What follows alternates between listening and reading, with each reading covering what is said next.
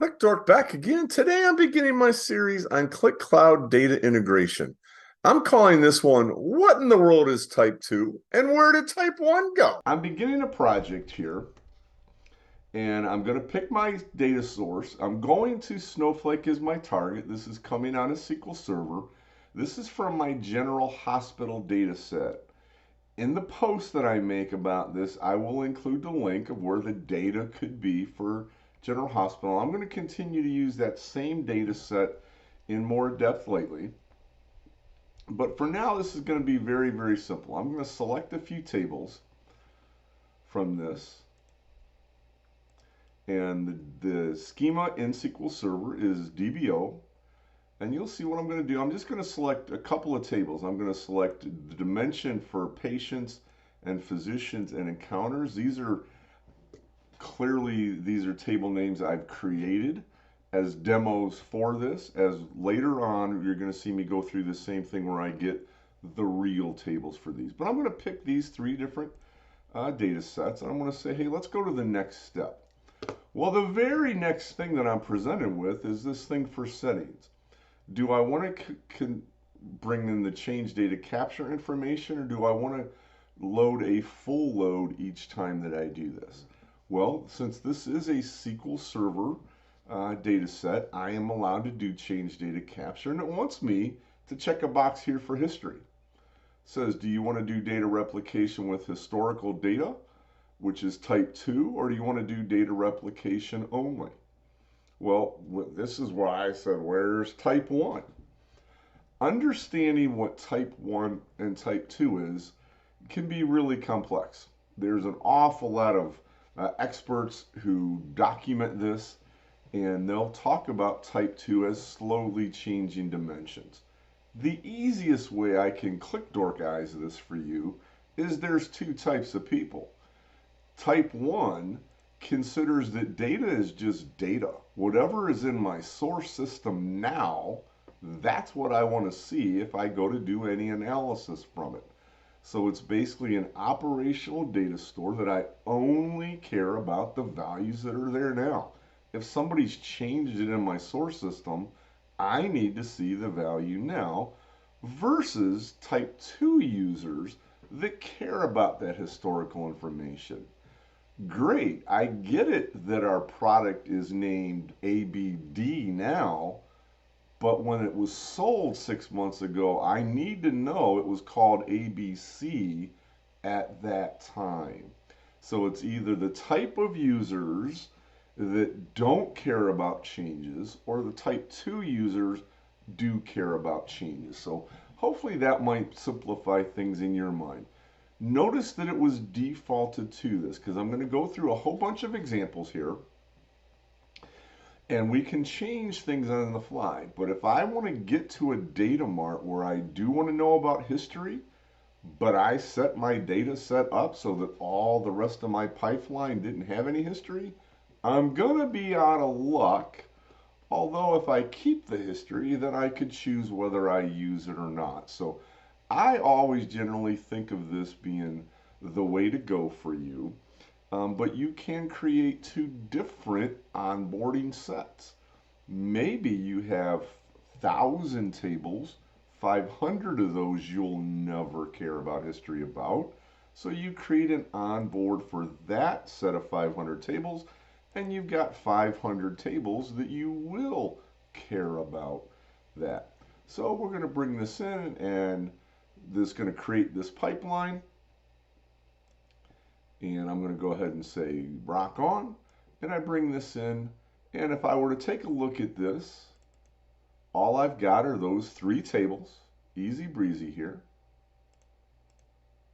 Notice that it does recognize what my keys are in those tables. And if I come back to here, what I'm going to do really quickly is come into my onboarding data storage. And so I'm looking at the patients. I got physicians, I got facts. If I look at patients, you'll see I have settings.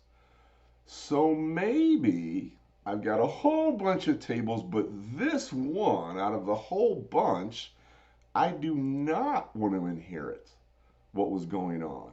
I specifically want to positively know that even if this onboarding was set and defaulted to not having it, I could turn it on, or I could say, look, ignore the default. I do not want you to use history for this particular table.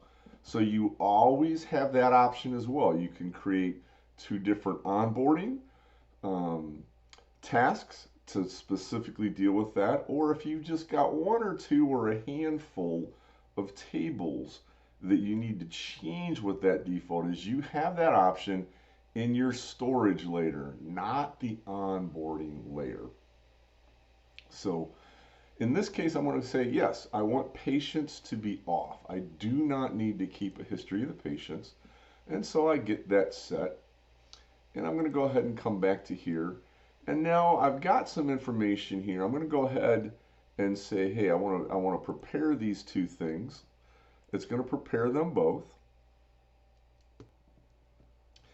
And so I cut a little bit of the video out just to save you some time. Both have been prepared. I'm going to go ahead and say, hey, go ahead and run these guys. And the data's been moved across. Now we can move on in our system. And I'm going to say, hey, I want to do a transformation layer here.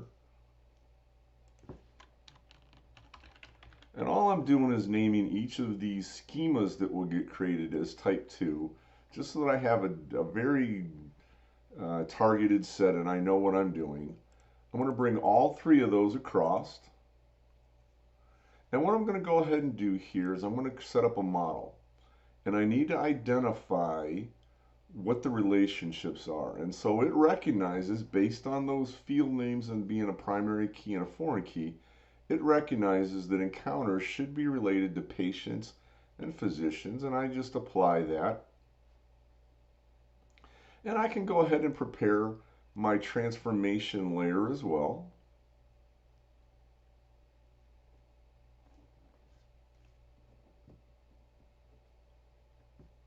And I'm going to go ahead and bring the data through.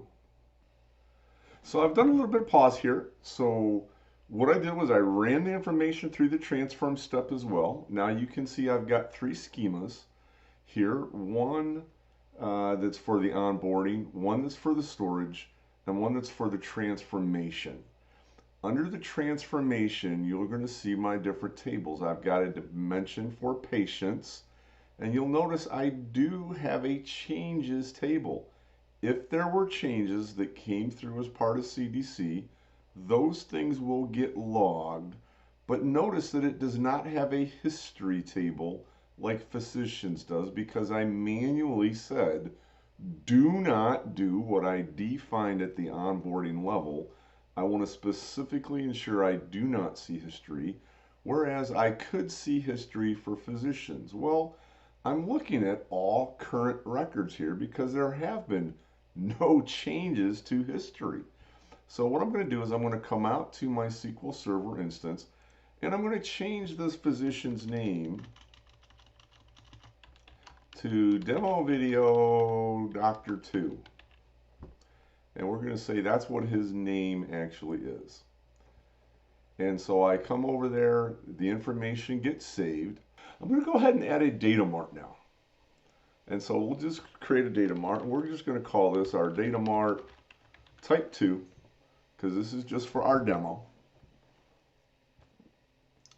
And I'm going to add a fact table for this. I'm going to say that I want our encounters to be the fact. We're going to come back to here in a moment, but first I'm going to address this dimension records. When I'm looking at the records here and I need to track history, do I want to use the current data and ignore history, or do I want to apply the historical record as of a certain time for my encounter? Do I want to look at my physician names as of the time the encounter was admitted or the time it was discharged? And so I'm going to say I'd really care about the physician name by the time the encounter was discharged.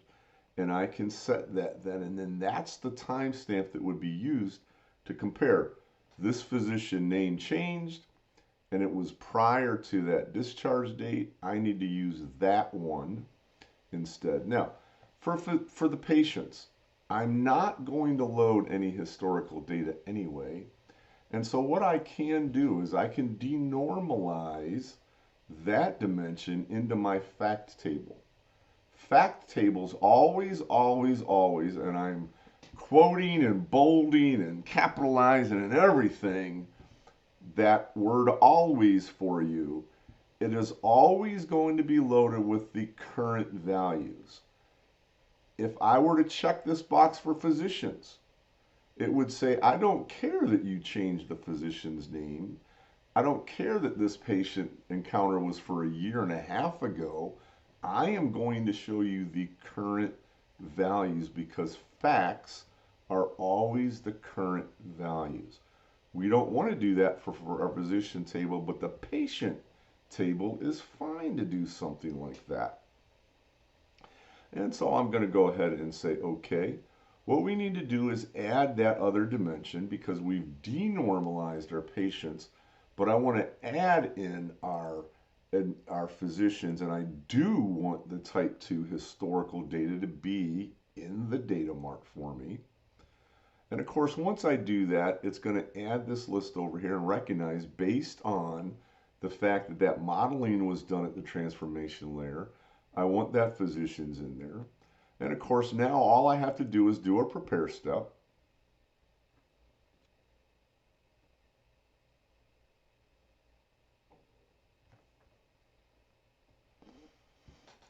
And a few seconds later, we now have this thing ready to go. So it's built the commands. I'm going to go ahead and run this. It's loading the data into the physicians table. It's loading data into the encounters table. So if I come back to my Snowflake worksheet here, I'm going to refresh. And what we'll see now is that we have this Data Mart. And I've got encounters and physicians. So I'm going to go ahead and add a new query, and I'm going to say, hey, select star from, and let's go ahead and take a look at this encounter table. And the neat thing here is that the patient information is all denormalized. No matter how many changes, again, I'm always looking at the current patient information. But you see here that I've got this physician ID here. And I've got 2 physicians because there are 2 physicians. If I were to shrink some of these columns up here so you can see further over, there's my discharge date and time. I'm going to shrink some of this and shrink this and shrink this. You'll see that I have this column called header admission AA dimension physician key ID. And what that is that is the key to my dimension with the history in it. And what I mean by that is if I come look at these physicians, you'll see I've got the primary ID that used to be there, but it also created this synthetic key for me that automatically says, hey, look, I've done an upgrade.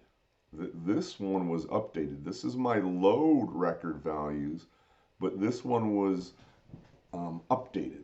So if I have an encounter that comes in new using physician ID 2, it is going to point to this record instead because that thing got changed then prior to that being a discharge value.